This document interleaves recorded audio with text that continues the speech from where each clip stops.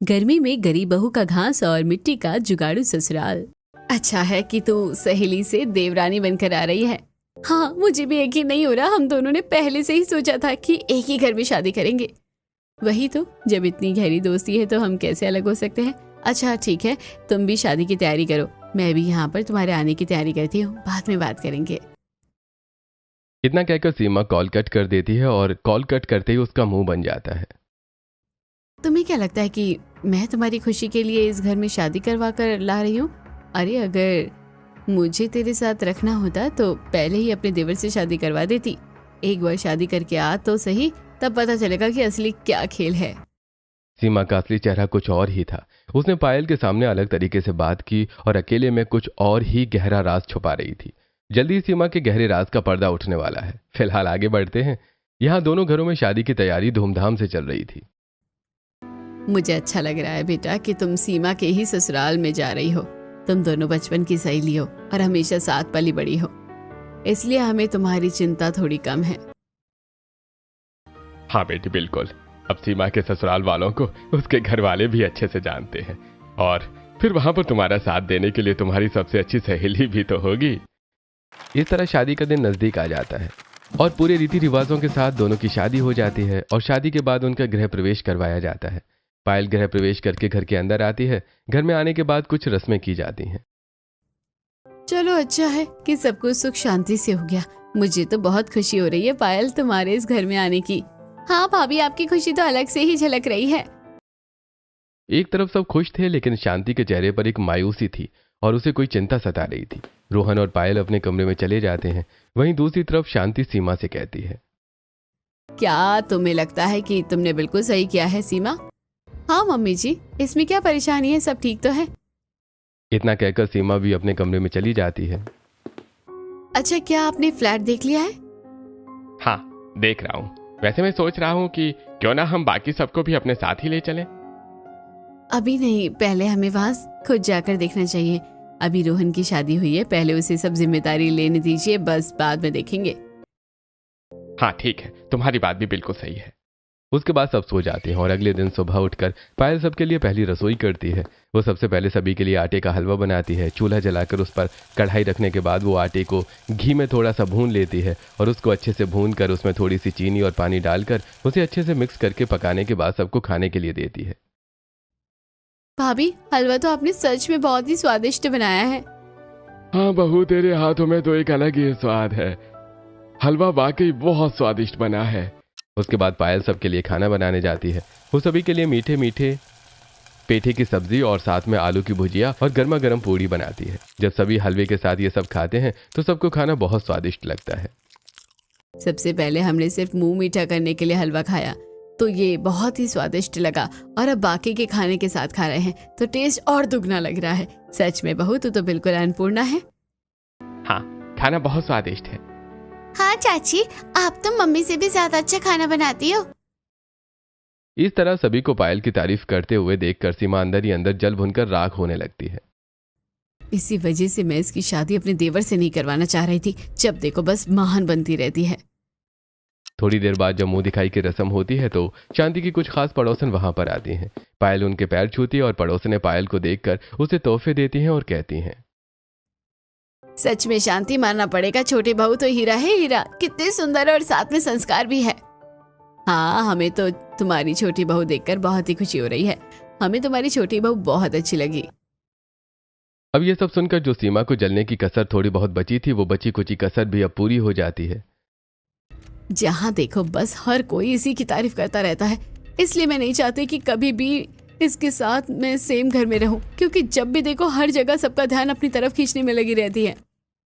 इस तरह दिन बीत जाते हैं। एक दिन जब पायल और सीमा दोनों साथ में बैठकर खाना बना रही थी।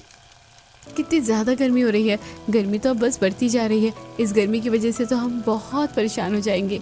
हाँ, गर्मी का कहर तो सच में बहुत बढ़ रहा है। इस गर्मी की वजह से हमेशा दिमाग भी गर्म रहता है, लेकिन मुझे खुशी है कि हम दोनों अब एक ही घर में हैं। पायल को तो खुशी हो रही थी, लेकिन अभी वो नहीं जानती थी कि एक मुसीबत उसका इंतजार कर रही है। 2 दिन बाद घर के बाहर एक टेम्पो आता है और उसके अंदर घर का मेन सामान लोड हो रहा था।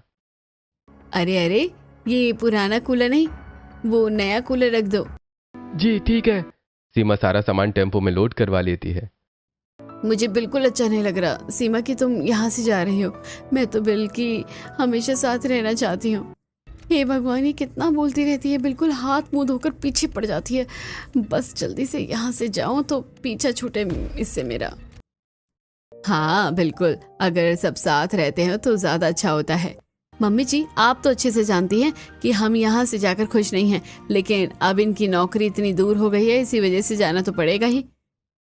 इतना कहकर सीमा वहां से चली जाती है और अब घर में कम सदस्य रह जाते हैं। लेकिन अब पायल के लिए सिर्फ यही एक परेशानी नहीं थी, उसके लिए बल्कि एक और बड़ी चुनौती थी। आज दोपहर में फिर से रोहन जॉब से घर वापस आता है। वो कमरे में कपड़े बदलकर बिस्तर पर लेटा था, तब पायल वहां जाती है। आज आप ऑफिस से जल्दी घर आ गए? क्या आप हाफ डे लेकर आए हैं? अरे मुझे हाफ डे लेने की क्या जरूरत है, मैं तो सीधा नौकरी छोड़कर आया हूँ। यह बात सुनते ही पायल के पांव तले जमीन खिसक जाती है और वो परेशान होकर कहती है, क्या कहा? आपने नौकरी छोड़ दी? लेकिन आपने ऐसा क्यों किया? आपने इस एक हफ्ते के अंदर ये दूसरी नौकरी छोड़ी है। अगर आप ऐसा करोगे तो घर का खर्चा कैसे चलेगा? देखो, घर का खर्च को चलाना मेरी जिम्मेदारी नहीं है, ये सब तो भैया अपने आप देख लेंगे। लेकिन मैं किसी के यहाँ नौकरी नहीं कर सकता। जब देखो मुझे ऑर्डर मारते हैं। मैं तो अपना खुद का बिजनेस करना चाहता हूँ। मुझे तो अपना खुद का बिजनेस चाहिए और मैं अपनी मनमर्जी का मालिक बनूंगा। यह बात सुनकर पायल को गुस्सा आ जाता है। भैया पहले ही कितनी मेहनत कर रहे हैं और अब वो लोग फ्लैट में चले गए हैं, वहां पर उन्हें उसका होम लोन भी भरना है। अब भैया कब तक कमाकर ऐसे हमें देते रहेंगे? अब आपको भी कुछ करना चाहिए। सिर्फ इस रीजन की वजह से आप नौकरी नहीं छोड़ सकते, वरना घर में खाने के लाले पड़ जाएंगे। देखो, मुझे ज्यादा शिक्षा देने की जरूरत नहीं है, समझी ना। तुम्हें इस घर में आए हुए अभी सिर्फ 10 दिन हुए हैं, लेकिन तुम्हें नहीं पता ये घर ऐसा नहीं है, काफी अलग है। यहाँ सब चीज का इंतजाम हो जाता है। अब तुम जाओ यहाँ से और मुझे आराम करने दो और अपनी अगली इन्वेस्टमेंट के बारे में सोचने दो कि मुझे कौन सी शेयर मार्केट में इन्वेस्ट करना चाहिए। मुझे तो लगता है कि आपका बचा कुचा सब कुछ गंवाने का इरादा है। पिछली बार जो पैसे लगाए थे वो भी डूब गए हैं। कम से कम इस बार तो रहने दीजिए, ये एक जुआ है। लेकिन रोहन कहाँ पायल के समझाने से मानने वाला था। एक तरफ घर में राशन खत्म होने वाला था और वहीं दूसरी तरफ रोहन की लापरवाही। अब तो उसने बिल्कुल नौकरी ढूंढना भी बंद कर दिया, जिसकी वजह से पायल बहुत परेशान रहती थी। एक दिन, मम्मी जी, राशन खत्म हो गया है, अब हम क्या करेंगे? कोई बात नहीं बेटा, तू चिंता मत कर। मैं अभी पवन से कह देती हूँ, हमें कुछ वो पैसे भेज देगा। लेकिन मम्मी जी, भैया से इस तरह पैसे मांगना अच्छा नहीं लगता। पहले ही उनके ऊपर पैसों का लोड है, उनके ऊपर इस तरह और बर्डन डालना अच्छा नहीं है। मैं जानती हूँ बेटा, लेकिन हमारी मजबूरी है और हम उसके अलावा क्या कर सकते हैं? तुझे तो पता है कि रोहन का स्वभाव कैसा है। मुझे तो समझ नहीं आ रहा कि जब तुझे पहले ही पता था कि रोहन ऐसा है तो तूने उससे शादी करने के लिए हाँ क्यों कहा? नहीं मम्मी, मुझे शादी से पहले इन सब चीजों के बारे में कुछ भी नहीं पता था।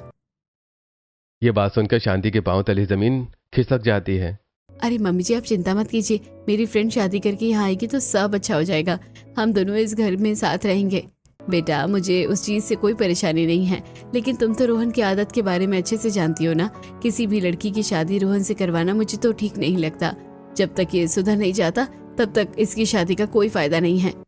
अरे मम्मी जी, आप चिंता मत कीजिए, मेरी सहेली आकर अपने आप सब ठीक कर देगी। उसे इस बारे में सब पता है। शांति भी आगे पायल को और क्या ही कहती। उदास होकर वो अपने बड़े बेटे पवन को फोन करती है। माफ करना बेटा, तुम्हारे वहां जाने के बाद भी मैं अभी तुमसे पैसे मांग रही हूँ, लेकिन तुझे तो पता ही है रोहन कैसा है। उसने फिर से नौकरी छोड़ दी है। इस रोहन का तो मुझे कुछ समझ ही नहीं आता मम्मी। पता नहीं कब समझेगा।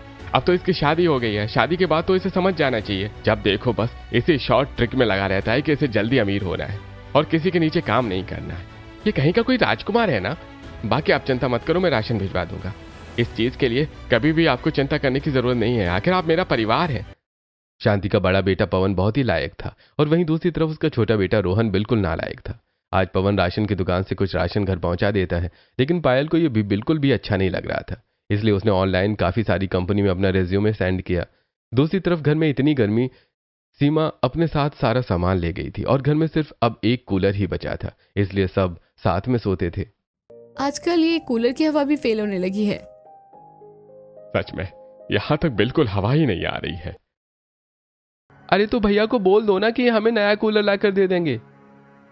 अब क्या जिंदगी भर बुढ़ापे तक का तेरा ठेका वही लेता रहेगा? तुझे शर्म नहीं आती? तुझे भी तो कुछ कर लेना चाहिए। तो क्या हो गया? हम सब एक परिवार हैं, और अभी जो आप मुझे बेवजह डांटते रहते हैं, देखना एक दिन जब मैं बहुत अमीर हो जाऊंगा तब आप सब मुझे सैल्यूट करोगे। रोहन की ऐसी हरकतें देखकर पायल को तो बहुत गुस्सा आता था, इसलिए उसने फैसला कर लिया था कि वो नौकरी करेगी। अगले दिन शांति को वो बताती है, मम्मी जी, मुझे कंपनी ने कांटेक्ट किया है और मुझे इंटरव्यू के लिए बुलाया है, तो मैं आपसे पूछना चाहती हूँ क्या मैं नौकरी कर सकती हूँ? बेटा, तुझे इतना परेशान होने की जरूरत नहीं है, अभी तेरी नई नई शादी हुई है और तू आते ही काम करेगी। अब मम्मी जी, रोहन जी तो काम नहीं कर रहे तो किसी न किसी को तो करना होगा। इन्होंने किसी से पैसे उधार लिए हैं। कल उस आदमी का भी इनके पास फोन आया था, इसलिए मुझे लगता है कि किसी एक को तो काम करना जरूरी ही है। शांति को भी मजबूरन न चाहते हुए भी हाँ करना पड़ता है, और अब पायल इंटरव्यू के लिए जाती है। देखिए, आपकी नॉलेज तो बहुत अच्छी है, यानी आपने पहले 1 साल कंपनी में काम किया, लेकिन उसके बाद गैप क्यों आ गया? दरअसल उसके बाद मेरी शादी फिक्स हो गई थी और कुछ समय के लिए मुझे जॉब से गैप लेने को बोल दिया गया। ठीक है, तो कल से आप यहाँ पर ज्वाइन कर सकती हैं। Thank you so much sir. इस तरह पायल को जॉब मिल जाती है और वो खुशी खुशी घर आती है। जब ये बात सबको पता चलती है तो सब खुश होने के बजाय थोड़ा दुखी होते हैं। क्या बात है, आप सब इतना परेशान क्यों हैं? क्योंकि हमारे नालायक आवारा बेटे की वजह से तुम्हें नौकरी पर जाना पड़ रहा है। बहू, मुझे बिल्कुल भी अच्छा नहीं लग रहा। कोई बात नहीं पापा जी, मुझे पूरा यकीन है कि एक दिन उन्हें सब समझ आएगा, लेकिन तब तक हमें भी तो कुछ करना चाहिए। वहीं गर्मी से सबकी हालत खराब थी, और निधि जब पानी पीती है तो एक तो पहले घर में फ्रिज था, सीमा भाभी फ्रिज भी ले गई, अब तो ठंडा पानी भी नहीं मिलता। तुझे कहा तो था बर्फ खरीद कर ले आ, माँ लाती तो तब जब पैसे होते। सबको परेशान देखकर पायल एक जुगाड़ करती है। वो रसोई के पास वाला एरिया, वहां की मिट्टी को अच्छे से खोद देती है। पायल ने निधि को घास लेने भेजा था, और निधि जब घास लाती है तब पायल वहां पर बहुत सारी घास रखकर उसमें पानी डाल देती है। फिर वो मटके पर गीला कपड़ा लगाकर उस मटके को उसके अंदर रख देती है। थोड़ी देर बाद पानी ठंडा हो जाता है। भाभी, आपने कितना अच्छा जुगाड़ किया है। हाँ, पानी बिल्कुल ठंडा हो गया। अब इस तरह पायल जॉब करना शुरू कर देती है, लेकिन इतनी गर्मी में सुबह घर का काम करके जाने के बाद और ऑफिस से पूरा काम करके घर आकर काम करने में पायल की हालत खराब हो रही थी। इसीलिए रमेश, शांति और निधि सब उसकी मदद करते हैं। जब अगले दिन पायल ऑफिस से घर वापस आ रही थी तो बाप रे, कितनी ज्यादा गर्मी है। इतनी गर्मी में तो पूरा सिर घूमने लग गया है। पायल घर आती है तो देखती है कि निधि आटा गूंथ रही थी और शांति और रमेश दोनों मिलकर सब्जी काट रहे थे। मम्मी जी, पापा जी, आप दोनों को इस तरह परेशान होने की कोई जरूरत नहीं है। मैंने कितनी बार कहा है कि ये काम मैं खुद कर लूंगी। क्यों बेटा, अगर हम मदद कर देंगे तो कुछ गलत हो जाएगा? नहीं ना, तू इतनी मेहनत से बाहर से काम करके आती है, तो क्या हम तेरे लिए इतना भी नहीं कर सकते? हाँ बहू, चिंता मत करो, हम खाना अच्छा बनाएंगे। हाँ, तुम्हारे जितना स्वादिष्ट नहीं बना पाएंगे, लेकिन खाने लायक तो बन जाएगा। हाँ भाभी, अब जल्दी से नहा लीजिए, फिर हम साथ बैठकर खाना खाएंगे। अपने ससुराल वालों का इतना प्यार देखकर पायल बहुत खुश होती है। उसके बाद वो नहाने जाती है, लेकिन पानी बिल्कुल ठंडा नहीं था, बल्कि गर्म था। वो बाहर आती है तो देखती है कि रमेश जब गर्मी में चूल्हे के सामने बैठा था तो उसे घबराहट, बेचैनी होने लगती है और चक्कर आ जाते हैं। इस बात से सभी बहुत घबरा जाते हैं और उसे जल्दी से हॉल में लाकर चारपाई पर कूलर के सामने लिटाया जाता है। सब गर्मी की वजह से हुआ है। एक तो ये कूलर भी कितनी कम हवा देता है। सभी को गर्मी से परेशान होता देखकर पायल को बिल्कुल भी अच्छा नहीं लगता। गर्मी से सबकी हालत खराब हो रही थी और उसके पास इतने पैसे नहीं थे कि वो अभी कुछ नया कूलर या एसी खरीद सके। रात को वो इसी चिंता में सोती नहीं और करवटें बदलती रहती है। तब अचानक से पायल को एक आइडिया आता है। बचपन में हमें याद है हम कैसे मिट्टी के घर में रहते थे। हमारे गांव में तो ऐसी बहुत सी चीजें हैं, क्यों ना मैं अभी अपने गांव वालों के लिए ऐसा कुछ करूं। इससे उन्हें गर्मी कम लगेगी और फिर कुछ समय बाद मैं पैसे जमा करके उनके लिए कूलर ले आऊंगी। पायल को बहुत अच्छा आइडिया आता है। अगले ही दिन वो इस बारे में सबको बताती है और निधि के साथ जाकर तसले में नदी किनारे से मिट्टी लेकर आती है। भाभी, इस तरह तो हमें बहुत चक्कर लगाने होंगे मिट्टी के लिए। हाँ निधि, करना तो होगा, क्योंकि पापा जी की तबीयत गर्मी की वजह से कितनी खराब हो गई है। अगर किसी को भी हीट स्ट्रोक आ गया तो बहुत दिक्कत हो सकती है। इस तरह पायल और निधि दोनों गर्मी में बहुत मेहनत करती हैं और ढेर सारी मिट्टी लाकर आंगन में जमा कर लेती हैं। भाभी, आज तो बहुत थक गए हैं, अब बाकी काम कल कर लेंगे। अब पायल सबके लिए ठंडे पानी की शिकंजी बनाती है और जब सब पीते हैं तो सबको अच्छा लगता है। ओह, मजा आ गया, आपने बहुत अच्छी शिकंजी बनाई है। हाँ, आज तुमने इतनी मेहनत की, उसका रिवॉर्ड है। फिर तो लगता है कि डेली ही मेहनत करनी पड़ेगी। अब अगले दिन पायल ऑनलाइन एआई की मदद से घर को ठंडा रखने के लिए बहुत सी चीजों के बारे में पढ़ती और समझती है और उसके बाद निधि को दिखाती है। देखो, हमें घर को ठंडा करने के लिए ये सब करना होगा। सबसे पहले घर की दीवारों को मिट्टी और घास से लीपना शुरू करते हैं।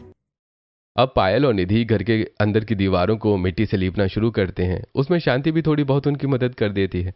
पायल के मना करने के बाद भी शांति नहीं मानती और इस तरह उनका अंदर की दीवार का काम जल्दी ही खत्म हो जाता है। उसके बाद वो बाहर की दीवार को शुरू करते हैं। बाहर की दीवार को वो 3-3 बार कोट लगाते हैं। शाम तक वो बहुत थक जाते हैं। हालांकि काम बहुत थकाने वाला था, लेकिन आज ही कितनी ज्यादा राहत मिल रही है। हाँ, कमरा काफी ठंडा लग रहा है। उसके बाद अगले दिन वो फिर से काम शुरू करते हैं और पायल ने कुछ दिनों के लिए ऑफिस से छुट्टी ली थी। मैं जानती हूँ ये काम बहुत थकान वाला है, लेकिन हमें जल्दी ही काम खत्म करना होगा क्योंकि मुझे वापस ऑफिस भी जाना है। ज्यादा दिन छुट्टी भी नहीं ले सकती हूँ। इस तरह पायल अपने ससुराल वालों के साथ मिलकर आज छत को ठीक करती है। वो सबसे पहले उसके ऊपर मिट्टी की अच्छी खासी लेयर लगाती है और उसके बाद उसे घास से कवर कर देती है। घास से कवर करने के बाद पायल उसके ऊपर बहुत सारे पानी डाल देती है, जिसकी वजह से नीचे तक ठंडक आती है। अब आज वो खिड़की और दरवाजे का काम करते हैं। वो लोहे वाली खिड़की निकालने के बाद वहां पर मिट्टी से खिड़की को बंद करना शुरू करती है और उसके अंदर काफी बड़े बड़े होल कर देती है। भाभी, ऐसा स्ट्रक्चर तो मैंने पहले जमाने के किले और महलों में देखा था। हाँ निधि, ये पुरानी तकनीक है, इससे घर ठंडा होता है। अभी हम बाहर जाकर छोटी छोटी मिट्टी की दीवार और बनाएंगे, उसके बीच में स्पेस छोड़ेंगे। अब पायल और निधि दोनों बाहर आती हैं और घर की दीवार से थोड़ी सी स्पेस की दूरी पर वो मिट्टी की एक और दीवार बनाती हैं, लेकिन वो उसे पूरा बड़ा न करके आधी आधी दीवार बना देती हैं। वहां पर वो बहुत सारी घास डाल देती हैं। इससे जो घर का आधा हिस्सा है वो ऐसा लगेगा जैसे ये अंडरग्राउंड है। इसकी वजह से घर में बहुत ठंडक होगी, देखना। पायल और निधि ने घर के बाहर के स्पेस में आधी दीवार तक पूरी घास भर दी थी और उसे भी गीला कर दिया था। इस तरह घर का आधा हिस्सा चारों तरफ से आधा घास और मिट्टी से बनने के बाद ऐसा लगता है जैसे वो एरिया अब अंडरग्राउंड है। जब सब घर के अंदर आते हैं तो सबको बहुत ठंडक लगती है। बेटा, तूने कितना अच्छा जुगाड़ किया है। अब तो घर के अंदर कितना ठंडा ठंडा लग रहा है। हाँ बेटा, कोई भी हमारी बात को मजाक समझेगा, लेकिन ये तो वाकई ही बहुत कमाल का हो गया है। और तूने आधी दीवार वाला आइडिया तो बहुत अच्छा लगाया है। सच में ऐसा लग रहा है जैसे अंडरग्राउंड ठंडक वाले एरिया में आ गए हों। सच में भाभी, आपने तो जुगाड़ करके कमाल कर दिया। अब 2 दिन और लगेंगे और बहुत अच्छा जुगाड़ मैं आपको दिखाऊंगी। वो तो सबसे बेस्ट होगा। बाकी सब तो खुश हो रहे थे, लेकिन रोहन वहां आकर मुंह बनाता है। क्या इन सब चीजों में इतनी मेहनत करके टाइम वेस्ट कर रहे हो? भैया को ही बोल देना चाहिए था। तू तो एकदम आवारा है। तुझे खुद तो कुछ काम करना नहीं, बस दूसरों के भरोसे बैठना है। हर कोई रोहन को डांटता ही था, लेकिन उसे कोई असर नहीं पड़ रहा था। वहीं दूसरी तरफ, क्यों ना हम सबके लिए एक फ्रिज और कूलर खरीद कर दे दें? कोई जरूरत नहीं है। अब अगर आप भी उनकी सारी इच्छा पूरी करोगे तो रोहन कैसे सुधरेगा? फिर उसे कभी समय और पैसों की कीमत पता नहीं चलेगी। आपको उसे बिगाड़ना नहीं चाहिए, सुधारना चाहिए। तुम सही कह रही हो। अगर किसी को सब चीज मिल जाती है तो वो फिर कुछ नहीं करेगा। ठीक है, कुछ दिन करके देखते हैं। सीमा ने जलन में ऐसा कहा था और पवन ने रोहन की भलाई के लिए। वहीं दूसरी तरफ आज पायल घर के बाहर की तरफ मिट्टी से दीवारें और ऊपर घास और डंडे से छत तैयार कर देती है, लेकिन साथ में उसके आगे बहुत बड़ा सा छज्जा निकाल देती है। यानी बाथरूम की छत सिर्फ उसकी 4 दीवारों तक सीमित नहीं रहती, बल्कि बहुत आगे तक आ जाती है, जिससे उस एरिया में छांव रहती है। ऐसा ही पायल आज घर की छत के साथ करती है और उनकी छत भी वो बहुत आगे तक बाहर निकालकर उसका छज्जा बना देती है। इस तरह तो हमारा आंगन भी ठंडा रहेगा। अब पायल पूरे आंगन में अच्छे से घास डाल देती है और वहां पर घास उगा देती है। मम्मी जी, जब पूरे आंगन में घास उग जाएगी तो हम ये ऊपर से डाली हुई घास को हटा देंगे। उसके बाद पायल एक लकड़ी का रेक्टेंगल बॉर्डर बनाती है और उसके बीच में बहुत सारी घास से उसे कवर कर देती है। उसमें वो मजबूत रस्सी बांधने के बाद घास को अच्छे से फिक्स करती है। साथ में नीचे उसके 4 पैर बनाकर घास की चारपाई बना देती है। इस तरह पायल मेहनत से सारा काम कर रही थी। एक दिन में ये सारा काम खत्म हो जाता है और अगले दिन वो बाथरूम के बाहर वाली छत की छांव गड्ढा खोद कर इसमें ईंटों से एक छोटा सा गोला बनाकर स्विमिंग पूल बना देती है और वहां पर पर्दा लगा देती है। अब आपका ठंडा घर और ठंडा बाथरूम तैयार हो गया है। ये सब देखकर सब बहुत खुश होते हैं। उसके बाद पायल निधि के साथ मिलकर मिट्टी का एक ठंडा फ्रिज बनाती है। वो मिट्टी का बना हुआ ढांचा रख देती है और उसके ऊपर घास को रख देती है। अब उसके अंदर मिट्टी के बर्तन में खाना रख देती है। खाना भी काफी देर तक ठंडा रहता है। वहीं दूसरी तरफ घर के बाहर जो आंगन में उसने शेड बढ़ाकर छांव बनाई थी, उसमें वो अपना चूल्हा लगा देती है ताकि घर के अंदर गर्मी ना हो। वो काफी मेहनत से अपना मिट्टी का चूल्हा बनाती है। सच में कोई तो ऐसे ही कहता है, लेकिन मैं सच कहती हूँ कि मेरी छोटी बहू लाखों में एक है। बहू, तूने सच में साबित कर दिया कि जहां चाह होती है वहां राह होती है। इस तरह सब बहुत खुश होते हैं और अब वो गर्मी में ठंडे घर में रहते हैं। वहीं दूसरी तरफ रोहन की आदत नहीं सुधर रही थी। उसने फिर से पैसे इन्वेस्ट किए और फिर से उसे लॉस हुआ। अरे यार, ये फिर से सारे पैसे हार गया मैं तो। इस तरह दिन गुजर रहे थे और कुछ दिन बाद पायल बहुत सारी लकड़ी, घास और मिट्टी लाती है और उन सभी को इकट्ठा करने के बाद उसका कूलर की तरह ढांचा तैयार कर देती है। अब वो निधि के साथ कबाड़ी की दुकान पर जाती है। बहन जी, मोटर बिल्कुल ठीक है, इसे आप चला सकती हैं। ठीक है भैया, आप हमें ये मोटर दे दीजिए। पायल मोटर लेकर घर आ जाती है और उसके अंदर अच्छे से मोटर को फिक्स करवा देती है। पायल ने उसके अंदर बहुत सारी ठंडी घास डाली थी, जिसकी वजह से वो कूलर बेहद ठंडी हवा दे रहा था। अरे आज रात को तो इस कूलर के नीचे सोने में बड़ा मजा आने वाला है। तूने बहुत अच्छा किया बेटा कूलर बनाकर। हमारे पुराने वाले कूलर की मोटर सच में खराब हो गई थी, क्योंकि उसके अंदर से तो हवा आनी बंद हो रही थी। बहुत कम हवा आती थी। भाभी, आपने तो इतने सारे जुगाड़ करके सच में कमाल कर दिया। इस तरह सब खुश हो रहे थे। जब अगले दिन सीमा और पवन दोनों वहां जाकर ये सब देखते हैं तो उनको भी काफी हैरानी होती है। और पिंकी तो वो छोटा सा स्विमिंग पूल देखकर बहुत खुश हो जाती है। वो उसके अंदर निधि के साथ ठंडे पानी में नहाती है। बुआ, ये तो कितना सुंदर है और अच्छा है। हमारे घर में स्विमिंग पूल भी है। हाँ बेटा, सब कुछ तुम्हारी चाची ने किया है। पवन भी ये सब देखकर हैरान था। बेटा, सब कुछ छोटी बहू ने किया है। वो हमें गर्मी में परेशान देखकर खुद परेशान हो रही थी, इसलिए उसने सिर्फ हमारे लिए इतनी मेहनत की। सच में पायल बहू का कुछ कहना नहीं। अब तो नौकरी भी करती है सिर्फ घर को चलाने के लिए। हमारी छोटी बहू ने कितना कुछ किया है। सब पायल की तारीफ कर रहे थे और सीमा जल भुनकर राख हो रही थी, लेकिन पवन को बुरा लगता है। मम्मी पापा, अगर इतनी कंडीशन खराब थी तो आपको मुझे बताना चाहिए था। बेचारी पायल को भी कितना ज्यादा परेशान होना पड़ा। मैं यहाँ से चला गया, इसका मतलब ये नहीं है कि आप मुझसे बातें छुपाएंगे। नहीं बेटा, हम तो तुझे बताना चाहते थे, लेकिन पायल बहू ने मना किया कि अभी तुझे परेशान नहीं करना चाहिए। तेरे ऊपर भी अभी लोन का और बाकी सब खर्चों का भार है। पायल ने कहा है कि हमें हर परिस्थिति का सामना करना आना चाहिए और हार नहीं माननी चाहिए। सच में बहू के जज्बे को सलाम है। इस तरह सब पायल की तारीफ कर रहे थे। हालांकि घर में अभी कुछ अच्छा भी होने वाला था और साथ में बहुत बुरा भी। कुछ दिन बाद पायल सबको बताती है कि वो माँ बनने वाली है, तो इसकी खुशी सबको हो रही थी, लेकिन साथ में रोहन को भी इसकी खुशी थी। हाँ पायल, मुझे बहुत खुशी है। फिर तो मैं अपने बच्चों के लिए और मेहनत करूंगा और जल्दी अमीर होकर उसे बहुत अच्छी जिंदगी दूंगा। मैं तो बस आपसे इतना कहना चाहूंगी कि हम शॉर्टकट की बजाय अगर अच्छे से चले तो हमारी जिंदगी अच्छी हो सकती है, क्योंकि ऐसे में बहुत लॉस हो रहा है। लेकिन रोहन कहाँ समझने वाला था। अगले दिन उसने जिस आदमी से कर्जा लिया था वो आदमी अपने साथ कुछ आदमियों को लेकर वहां आता है। अरे भाई, मेरा पैसा तूने अब तक नहीं दिया। तुझे क्या लगा तू हमारे फोन नहीं उठाएगा तो हम तुझे छोड़ देंगे? अरे नहीं, ऐसा नहीं है, मैं तो बस पैसों का इंतजाम कर रहा था, आप मुझे छोड़ दीजिए। अरे इनके घर से जितना भी सामान है सब उठा लो। वो अंदर जाते हैं तो उन्हें कुछ खास सामान नहीं मिलता, बस लकड़ी का कूलर मिलता है। तो उन्हें गुस्सा आता है। वो वहां का सामान तोड़ देते हैं। पायल उन्हें रोकने की कोशिश करती है। कृपया करके ऐसा मत कीजिए, हमने बहुत मेहनत से इस घर को बनाया है। लेकिन वो आदमी पायल को धक्का मारकर गिरा देते हैं। ऐसा मत समझना कि हम तुझे छोड़ देंगे, तुम्हारे तो घर में भी कुछ ढंग का नहीं है। धमकी देकर आदमी वहां से चला जाता है। लेकिन रोहन को पायल की बड़ी चिंता होती है, तो वो उसे जल्दी से हॉस्पिटल लेकर जाता है। वहां पर पायल की डॉक्टर उसे चेक करती है। अभी तो बच्चा और माँ बिल्कुल ठीक है, लेकिन अगर दोबारा ऐसा कुछ हुआ तो कुछ भी हो सकता है, ध्यान रखिए। ये सब देखकर और ऐसा सुनकर रोहन के मन में डर बैठ जाता है। आज रोहन लाइफ की सिचुएशन को देखकर बहुत सीरियस था और गुमसुम भी। वो किसी से नजरें नहीं मिला पा रहा था कि उसकी वजह से ऐसा हुआ। वहीं दूसरी तरफ पायल भी मायूस थी कि इतनी मेहनत से उसने जो जुगाड़ किए वो सब खराब हो गए। लेकिन पायल के अंदर अलग ही जुनून था। इतनी आसानी से वो कहाँ हार मानने वाली थी। वो उन सबको ठीक करती है। सबसे पहले जो फ्रिज टूट गया था उसे ठीक करती है। बेटा रहने दे, अब क्यों दोबारा मेहनत कर रही है, सब खराब हो गया। तो क्या हुआ मम्मी जी, यही तो जिंदगी है, जो खराब होता है उसी को संवारना होता है, चाहे वो मिट्टी हो या सोना। ये बात रोहन के मन को छू जाती है और वो अब पायल का ऐसा जुनून देखकर उसकी मदद करता है। ये देखकर पायल बहुत खुश होती है। कोई किसी से कुछ नहीं कहता, लेकिन सब एक दूसरे को देखकर फिर से हिम्मत करते हैं और सब कुछ ठीक करते हैं। जो फ्रिज टूटा था उसे ठीक किया जाता है, बाहर जो मिट्टी की दीवार खराब थी उसे दोबारा ठीक करके उसके गैप में घास को डाला जाता है, फिर दोबारा चारपाई को भी ठीक किया जाता है। इस तरह सब कुछ ठीक हो जाता है और इस बार वो नए सिरे से कूलर बनाते हैं। इस बार रोहन ने कूलर बनाने में सबसे बड़ा सहयोग दिया। देखो पायल, तुम्हारी तरह तो अच्छा नहीं बना लेकिन कोशिश की है। ये अच्छा है, बल्कि मुझसे भी बेहतर।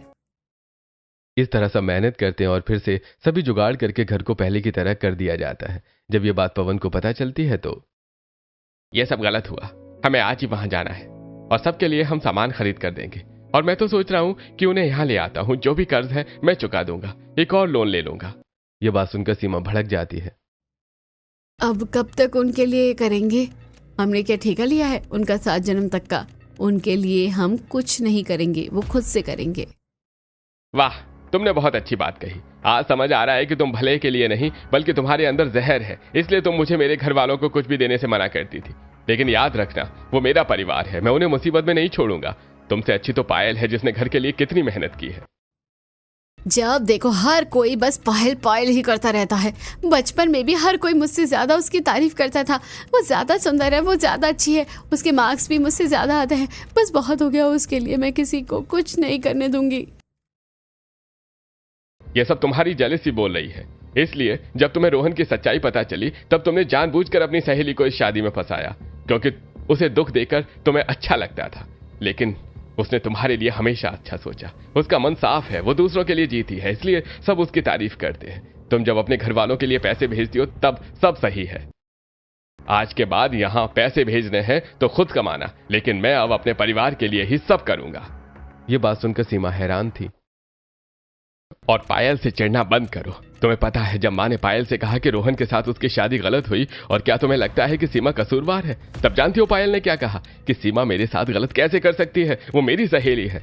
उसने तो सब मेरे भले के लिए सोचा होगा और हम दोनों का साथ उसे अच्छा लगता है, इसलिए उसने ऐसा सोचा। कुछ गलत हो रहा है तो वो सीमा की गलती नहीं, मेरी किस्मत है।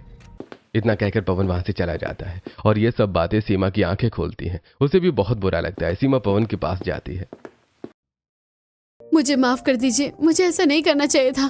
चलिए हम सब साथ में चलते हैं और इसका सॉल्यूशन निकालते हैं। पवन को खुशी होती है और सब वहां जाते हैं। पायल, सब कुछ खराब हो गया था, तुमने तो फिर से सब ठीक कर दिया। इस बार सबने मेरी मदद की है, रोहन जी ने भी। ये तो हैरानी की बात है। हाँ भैया, लेकिन अब मुझे एहसास हो गया है कि शॉर्ट ट्रिक्स में कुछ नहीं रखा। बिना मेहनत किए कुछ नहीं मिलता। मैंने अब एक जगह नौकरी करना शुरू कर दिया है। चिंता मत कर, तेरा कर्ज उतारने में मैं तेरी मदद करूंगा। और अगर तू ऐसे ही रहा तो मुझे बहुत खुशी होगी। मैं चाहता हूं तू जिंदगी में बहुत तरक्की करे। मैं आप सबके लिए नया कूलर लेकर आऊंगा। नहीं भैया, आज तक आपने मेरे सारे गलत कामों को संवारा है। बड़ी मुश्किल से मुझे अकल आई है। इस बार मुझे खुद सब करने दीजिए। मैं चाहता हूं मेरा बच्चा भी देखे कि उसके पापा मेहनती हैं और अब मैं लापरवाही नहीं करना चाहता। सभी को रोहन की इस बात पर गर्व होता है, वहीं सीमा पायल से। मुझे माफ करना। माफ तो तुम्हें मैं नहीं करूंगी। सीमा डर जाती है, क्योंकि तुम फ्लैट में जाने के बाद हमें भूल गई हो और हमसे मिलने भी नहीं आती। फिर से पायल की अच्छाई देखकर सीमा का दिल पिघल जाता है और अब सबके साथ अच्छे से रहती है। अब पवन और सीमा कुछ दिन के लिए पायल के बनाए हुए जुगाड़ू घर में ही रहते हैं। मानना पड़ेगा, एसी भी फेल है यहाँ के आगे। अंदर भी कितनी ठंडक है और बाहर भी तो अच्छी शेड लगाकर तुमने गांव में स्विमिंग पूल के साथ घास वाली ठंडी चारपाई भी बनाई है। हाँ भाभी, अब तो बाहर भैया ने शेड में भी पंखा लगा दिया है, वहाँ बैठकर अब और अच्छा लगता है। आज शाम को सभी वहां बैठकर स्नैक्स खा रहे और पड़ोसन भी वहां आती हैं। वहां मिट्टी की शेड और घास की चारपाई पर जब सब बैठे होते हैं तो सच में मजा आ गया। मानना पड़ेगा, शांति बहू चुनकर लाई है। हाँ, मेरी दोनों बहुएं कमाल है। इस तरह परिवार में सब ठीक हो जाता है और अब परिवार खुशी खुशी अपने बनाए हुए जुगाड़ू ठंडे घर में रहता है, क्योंकि अभी रोहन को पहले बहुत से हिसाब चुकाने थे और अब वो अपनी पत्नी के सपोर्ट से सब कुछ ठीक करता है।